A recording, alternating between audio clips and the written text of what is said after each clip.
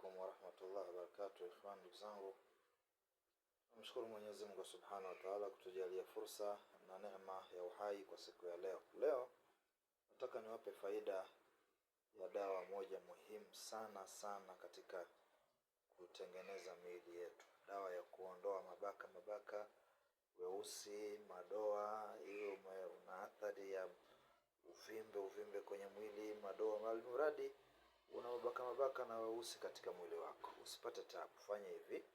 Na hii ni faida ninakupa ya bure. Tafuta manjano ya unga. Chukua chumvi, changanya pamoja na yale manjano, chemsha jikoni. Iwe kama uji rojo, uji mzito. Chukua pamba, paka lile eneo lenye madoa ama yale yenye mabaka, bandika, achia hapo. Asubuhi ukiamka lile doa limeondoka kwa taufiki ya Allah tabaraka wa taala. Fanya hivyo, utanishukuru, utanikumbuka kwa idhini yake Allah tabaraka wa taala. Karibu tuonane tena kwenye ukurasa wetu huu wa TikTok, kwenye ukurasa wetu wa Instagram, kwenye ukurasa wetu wa Facebook, kwenye kurasa yetu ya YouTube.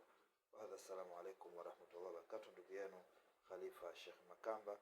Ni mwendo wa kupeana faida. Chukua hiyo, itakwenda kukusaidia kwa idhini yake Allah tabaraka wa taala, insha Allah taala. Kama hujaelewa, nifate pembeni, nifate inbox, nifate private. Tutapeana faida lukuki nyingi ya kuhusu madawa, namna ya kuyatumia, magonjwa, namna unavyoweza kujisaidia hata wewe mwenyewe ukiwa pale nyumbani kwako, insha Allah taala. Wailalika, nawapenda sana.